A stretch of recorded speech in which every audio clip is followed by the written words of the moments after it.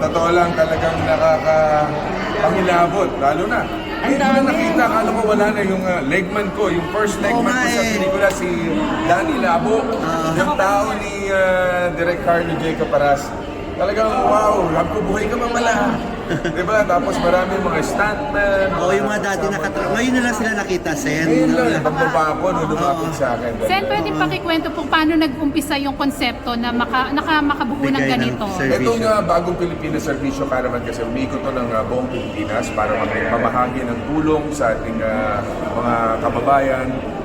Halos 6 na pong mga ahensya ng gobyerno ang dinadala everywhere para mismo nilalapit na ang gobyerno sa tao at hindi na kailangan tao pa lumapit sa gobyerno.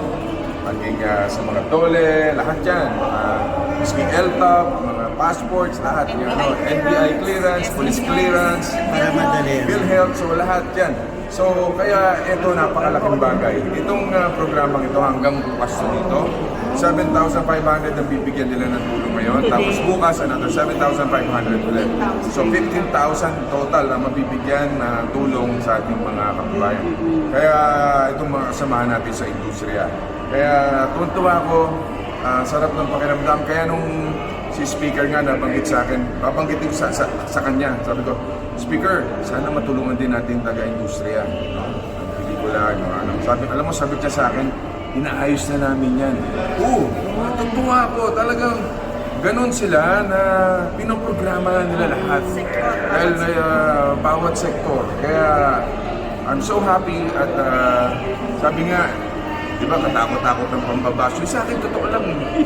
Yung, kaya yung ginagawa ng Pangulo, ginagawa ng Speaker, yung talagang tumutulong sa tao. Alam ko, sinasabi, pag binabanggit mo sila, ka na, mga angry na naman yung sa mga Facebook.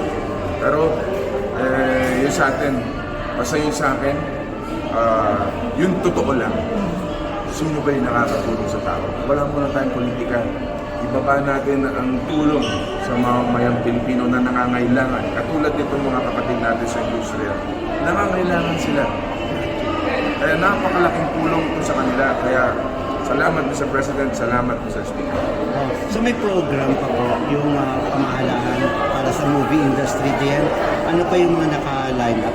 Kano nilang gagawin sa... Yes, di ba yung sa Eddie Garcia Law, pasado na yan. Tapos ang iniisip pa natin kung paano pa natin matutulungan para magaya natin ang Korea. No? Kung paano natutulungan ng national government, kung paano matutulungan ng national government ang ating industriya sa paggawa ng pelikula. Mabuhay muli ang pelikulang Pilipino. Kaya ang gagaling ng mga Pilipino gumawa ng pelikula eh. Pwede tayo mag-compete talaga worldwide. So kung gawa ng Korea yun, kaya din ng Pilipinas, di ba? So basta huwag kayong mag-alala. Bubuhayin natin ang pelikulang Pilipino. Yun yung pangako ko ngayon. At kumbaga noong pa naman natin ginagawa, minsan lumalaban ako, tinataya ko yung buhay dyan sa piracy, sa lahat. Binaba natin ang amusement tax nung araw from 30 to 10%. Ngayon, nakasisiro na muna natin yan. At marami na nang tumutulong din naman na LGUs na yung zero taxes. No? Kaya basta, umasa kayo, si Bong Revilla, para sa industriya ng pelikula Pilipino at telebisyon, kasama niyo kami. So, Sen, magiging yearly event na po ito. Hindi ngayon kasi baka may mga nag-iisip na baka election, di ba po? Matagal na ginagawa na ito. Tuloy-tuloy ito. Ang DPSF ay umikot na sa Hanggat maraming kaya, hanggat pantulong ba, pumping up the economy. Yun ang purpose nito eh. Para gumalaw ang ekonomiya. Kaya tumutulong ang gobyerno binababa sa tao.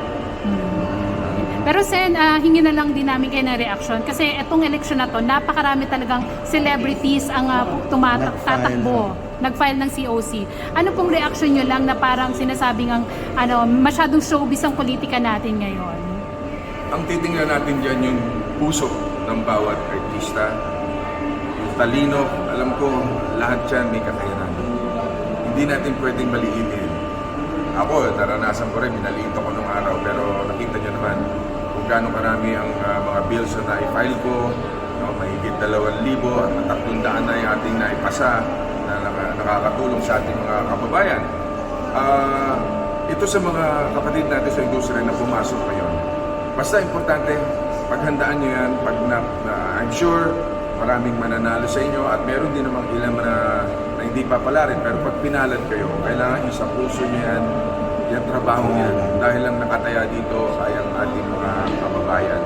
Marami sa ating nagtitiwala dahil humahanga sa atin, ina-idolize tayo, minamahal tayo ng todo. Huwag natin silang ipahiya kung sakasakaling tayo malulog. Yung mga nakita nyo naman, yung mga nanalo, yung mga nanapapwesto, kita nyo lahat naman kami nagtatrabaho. Nag-aaral. Nag-aaral. Nag-aaral. Kaya, saka, katulad ko, tingnan nyo, patagal ka na sa servisyo, tingnan nyo naman yung performance. Yung track record. Kung ano yung nagawa itong tao na to. Kaya, basta importante, huwag tayo mag-away-away. Importante, tingnan na lang natin kung sino talaga yung may puso at may pagmamahal sa bayan. Yun ang tulungan. So hindi po ba, Senator, magiging issue yung political dynasty kung nagpe-perform naman? Political dynasty, alam mo, kaya nga tayo may eleksyon eh. Dahil iboboto ng tao kung sino yung gusto nila, kung sino yung nagpe-perform at yung hindi nila iboboto. So, katulad namin, Anis, unopposed. Vice Governor Rams, unopposed. Yung mga, si Jolo may kalaban dahil may kalaban ng kapatid niya, yung isa kaya pinalabanan siya. Pero, kita natin, performance-wise, napakaganda ng performance. Outstanding congressman si Jolo eh. Sa pinakamagaling. No, buong Pilipinas, mama. So, makikita mo, no? Yung galing ni Jolo, galing na mama niya, hindi tayo na pahiya. Ang pamilya Revilla, serbisyo, makikita niyo yan, mararamdaman niyo yan sa Cavite kung gaano tayo kamahal ng ating mga kababayan. Kaya basta umasa kayo na kami po, kahit sabihin niyo pang kung ano ba yung tawag niyo dyan, hindi ko na ulitin. Basta kami po ay maaasahan niyong magsisilbi ng tapat at yung talagang serbisyo na makakatulong sa mamamayang Pilipino. Senator, tama po ba ako? Hindi nyo kapartido si Kuya Epe? Natatakbo ring senador? Yes. Opo. Pero suportado niyo po siya bilang kaibigan. Mahirap magsalita dyan. Kaibigan natin, di ba? Basta makikita natin. May partido tayo sinusunod. Mahirap yan. Pero pwede ako matanggal sa pwesto ko pagka kaya don't put me on the spot. Basta mahal ko si Philip Salvador. Yun lang masasabi ko. Okay. Salamat, Senador. Ituloy yung mo, Sen, walang matigas na taping. Matuloy ba yung papalabas? O paano? Yes, magte-taping na kami ng October 24. At mapapalabas yan starting December 23. Bago magpas. December 23, bago magpasko.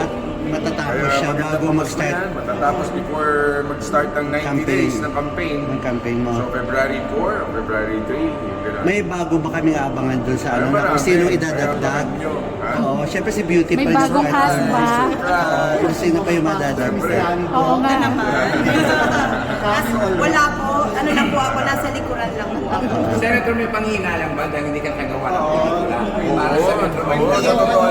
sa totoo lang, siguro hindi pa talaga napapanahon. Sana, sayang, 50 years of, di ba, ng Metro Manila Film Festival, Interview na ako 50 years. I've been part of it for so many years, no? 3 dekada rin akong, ilan taon na ba ako sa movie industry? 50 years. 50 years. sana Nasa kasabay isip ko, din. public service. 50 years. Pero ilan yung pelikula kong entry dyan sa Metro Manila Film Festival. Pero di ba, next year, mapapanood nyo na ako dyan. Nakakatakbo na ako So, Oo, paano- medyo manil pa, pinalalakas ko para pag hinabol ako ng asawa ko, mabilis ako. So paano yun, Sen? Ha? Paano yung movie na naumpisahan na isasali pa rin ba sa next year film fest o itutuloy ng regular showing Regular this? showing yan. Regular showing. May play date Pero na may ba kayong mga target? sorpresa ako bago ito, basta. Abangan nyo na lang. May mapapanood kayo. Sige, So, Avengers. bukod...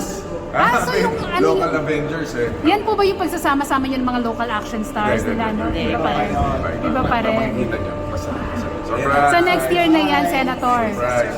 Ha? Ay, next year na. Yung Avengers na Oh, yan. next year. Okay. Thank you, Sen. Sen. Ano na title, ha?